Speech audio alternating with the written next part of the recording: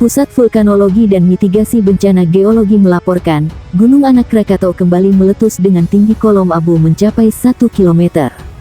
Petugas pos pengamatan Gunung Anak Krakatau Anggi Nuryo Saputro mengatakan, erupsi pada gunung di perairan Selat Sunda, Provinsi Lampung itu terjadi pukul 12.41 waktu Indonesia Barat.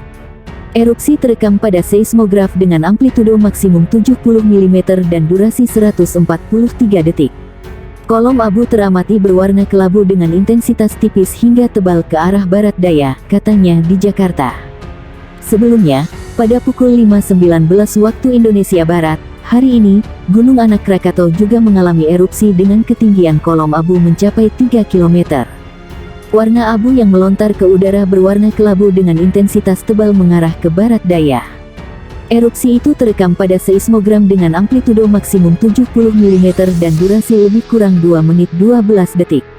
Seperti dilansir dari Antara, Gunung Anak Krakatau saat ini masih berada pada status level 3 atau siaga yang ditetapkan.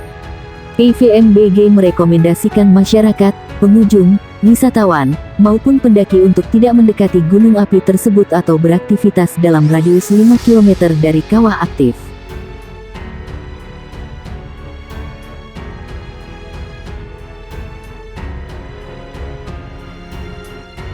Pakar sebut dampak erupsi Gunung Anak Krakatau berpotensi sebabkan tsunami. Pakar dari Badan Riset dan Inovasi Nasional BRIN, menyebutkan bahwa ada potensi tsunami sebagai dampak dari erupsi Gunung Anak Krakatau GAN. Oleh karena itu, masyarakat diminta untuk waspada terhadap ancaman dari bencana alam tersebut. Kepala Pusat Riset Teknologi Hidrodinamika PRTH, BRIN, Wijo Kongko mengatakan berdasarkan data serta hasil pengamatan Pusat Vulkanologi dan Mitigasi Bencana Geologi PVMBG, Badan Geologi, terdapat meningkatkan aktivitas Gunung Anak Krakatau dari waspada level 2 ke siaga level 3. Ini menunjukkan adanya potensi ke arah erupsi Gunung Anak Krakatau dan dapat berpotensi menimbulkan tsunami, ujar Wijo dilansir dari laman resmi BRIN. Berkaitan dengan perkiraan besar kecilnya dampak tsunami, Wijo menyampaikan hal ini bergantung dari pemicu sumbernya, yakni seberapa besar aktivitas erupsi Gunung Anak Krakatau. Selain itu, tergantung pada volume longsoran kaldera atau lava yang dimuntahkannya. Hasil kajian pemodelan tsunami yang telah dilakukan untuk kejadian erupsi akhir tahun 2018 lalu dapat dijadikan acuan untuk potensi tsunami ke depan apabila ada erupsi GAN, terutama untuk memprediksi waktu tiba tsunami di pantai dan perkiraan tingginya, imbuhnya. Terkait kemungkinan dampak tsunami yang berpotensi terjadi akibat erupsi gunung ini, hingga kini, Badan Meteorologi, Klimatologi, dan Geofisika BMKG bersama PVMBG Badan Geologi terus memonitor perkembangan aktivitas Gunung Anak Krakatau dan muka air laut di Selat Sunda. Mitigasi potensi tsunami Gunung Anak Krakatau dipaparkan pakar tsunami yang tergabung dalam anggota Ikatan Ahli Tsunami Indonesia IATSI itu, bahwa sejauh ini pemerintah telah berupaya untuk membuat program mitigasi tsunami dari tingkat hulu hingga hilir. Misalnya, di tingkat hulu terdapat sistem peringatan dini jika akan terjadi tsunami, dan diseminasi untuk meningkatkan kesiapsiagaan masyarakat. Selanjutnya di tingkat hilir, pihaknya sudah dilakukan penyiapan jalur evakuasi dan shelter atau tempat evakuasi beserta panduan perencanaan evakuasi. Kendati begitu, dalam mitigasi potensi tsunami dari erupsi Gunung Anak Krakatau, korban tsunami masih tetap ada seperti dampak erupsi gunung ini yang pernah terjadi di Selat Sunda di akhir tahun 2018. Kondisi ini, kata Wijo, menandakan program yang sudah ada belum mencukupi sehingga perlu ditingkatkan kembali.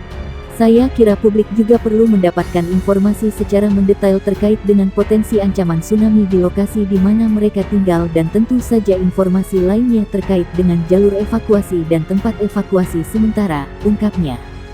Sementara itu, periset BRIN sekaligus pakar tsunami di IATSI, Semedi Huslin berkata saat ini penguatan sistem deteksi dini tsunami di Selat Sunda sudah dilakukan.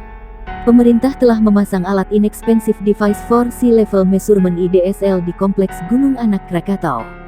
Alat IDSL atau dalam bahasa Indonesia disebut PUMMA perangkat ukur murah untuk muka air laut merupakan hasil riset bersama dari waktu itu KKP, LIPI, Unila dan mitra internasional JRCEC yang telah dipasang di Selat Sunda, sesaat setelah kejadian tsunami tahun 2018, terang Semedi. Peralatan PUMMA masih terpasang di Pulau Sebesi, Lampung dan Marina Jambu, Pandeglang. Semedi menuturkan meski alat tersebut jauh dari kompleks Gunung Anak Krakatau, hasil yang diberikan terlihat sangat baik dalam 3 tahun terakhir.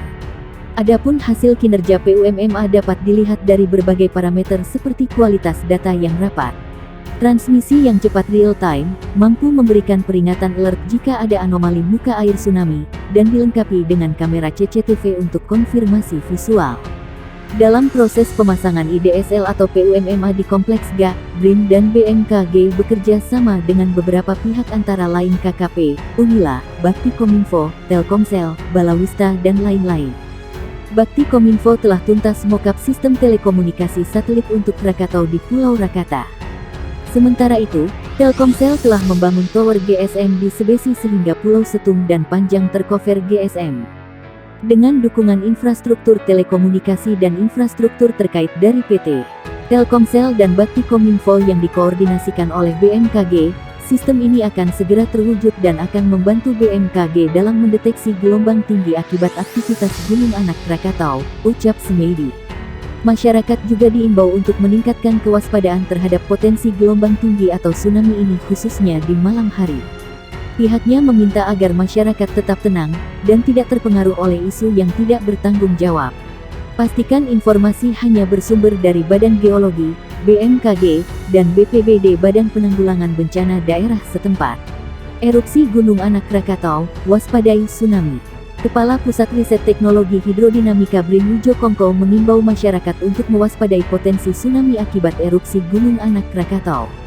Kepala Pusat Riset Teknologi Hidrodinamika Badan Riset dan Inovasi Nasional BRIN Wijokongko mengimbau masyarakat untuk mewaspadai potensi tsunami akibat erupsi Gunung Anak Krakatau. Pakar tsunami tersebut menuturkan berdasarkan data dan hasil pengamatan Pusat Vulkanologi dan Mitigasi Bencana Geologi PVMBG Badan Geologi, terdapat peningkatan aktivitas Gunung Anak Krakatau dari waspada atau level 2 ke siaga atau level 3. Ini menunjukkan adanya potensi ke arah erupsi dan dapat berpotensi menimbulkan tsunami, katanya dalam keterangan pers di laman resmi BRIN di Jakarta, Jumat.